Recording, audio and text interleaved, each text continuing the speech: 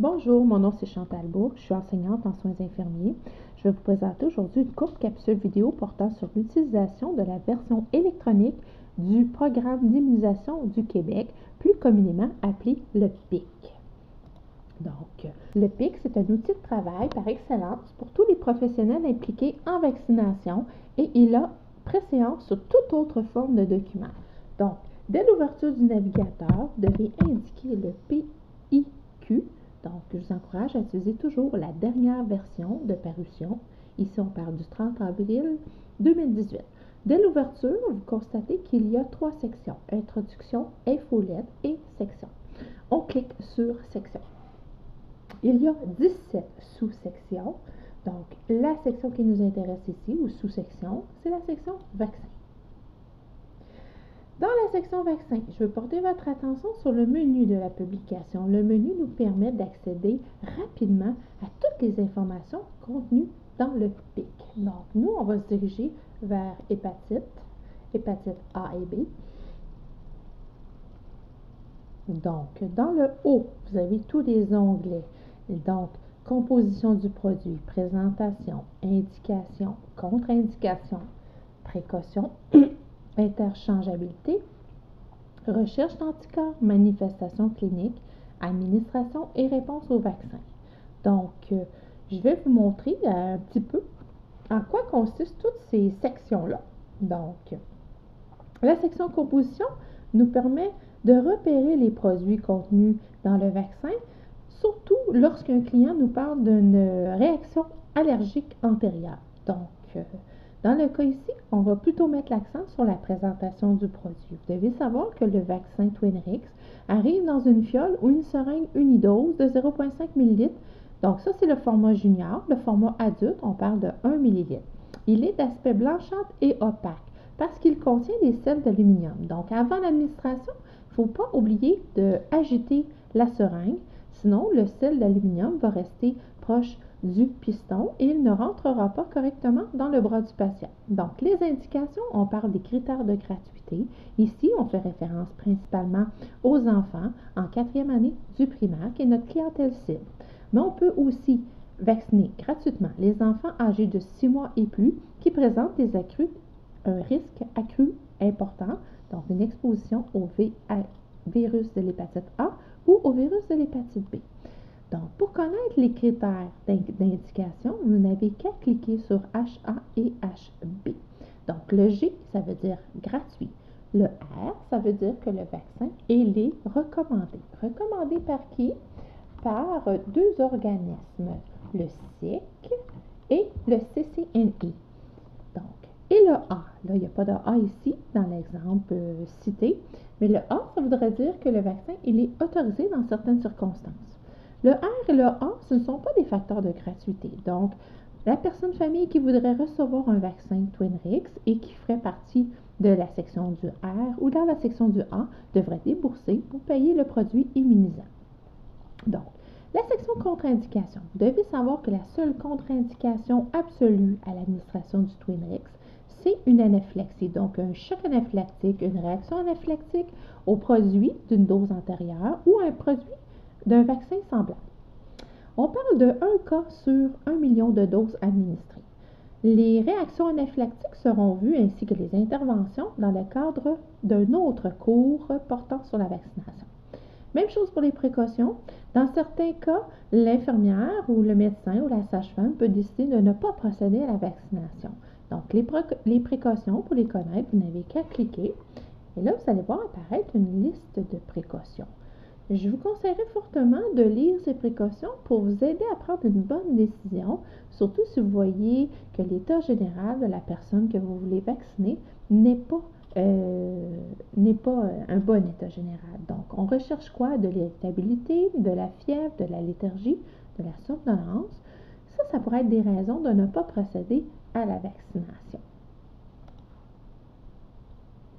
Donc, si on continue à avancer, donc, les sections qui nous intéressent, les manifestations cliniques après la vaccination. Là, je vais cliquer sur la section manifestations cliniques. Vous allez voir, il existe énormément de manifestations cliniques suite à la vaccination.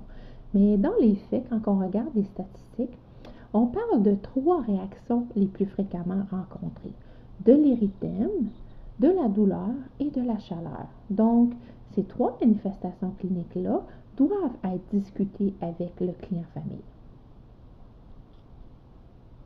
Donc, on va revenir sur la section du vaccin hépatite A, hépatite B. Donc, encore ici, nous avons la fréquence à laquelle on retrouve ces manifestations cliniques-là. On parle de 10 à 49 % douleur, édème, érythème. Nous avons des réactions systémiques et des réactions locales qui vont aussi être différenciées dans le cadre du cours. Le produit, administration. Le produit doit être administré par voie intramusculaire parce qu'il contient des sels d'aluminium et il doit être agité juste avant l'administration. Le calendrier du Twinrix. Donc, la première dose est administrée à l'automne. Quand on parle des jeunes en 4e année du primaire, donc on parle d'une dose de Twinrix qui contient une composante hépatite A et une composante hépatite B. La dose est de 0,5 ml. Et 6 mois plus tard, qui est l'intervalle recommandé, on va administrer une composante hépatite B seulement. Ça c'est une nouveauté qui va être implantée dès septembre 2018. Donc, si je continue, un petit peu plus bas, vous avez l'efficacité du vaccin. Donc, on a des études qui nous permettent de démontrer que après 2 semaines avoir reçu une seule dose de Twinrix, 77 à 85 % des adultes ont des anticorps. C'est évident qu'il est préférable d'administrer les 2 doses pour obtenir une réaction immunitaire plus durable et plus longue. Donc là,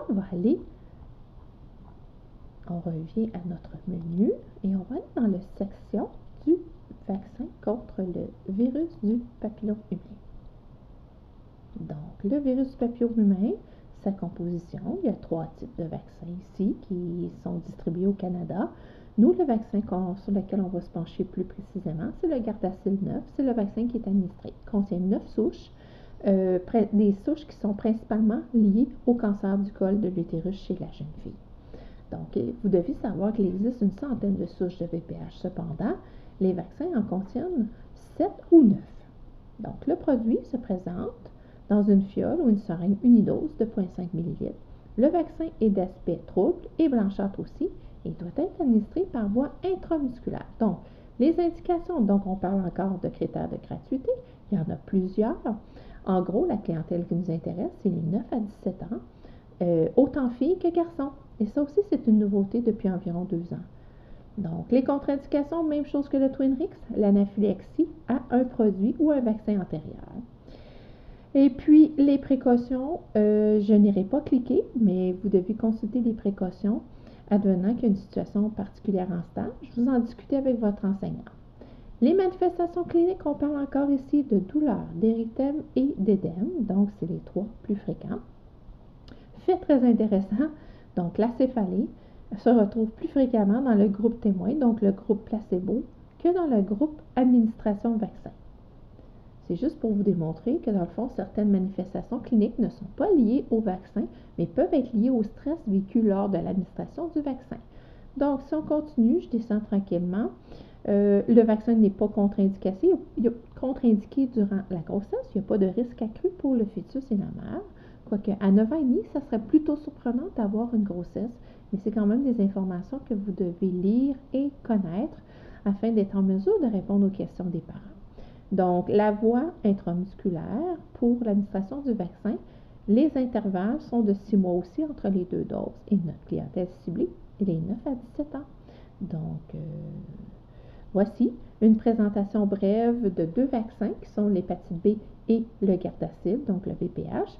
Je vous encourage à compléter des petites questions dans votre petit formulaire de préparation. Et puis en classe, on va reprendre cette matière-là et je vais pouvoir répondre aussi à vos questions avenant que vous avez des questions. Merci, bonne soirée.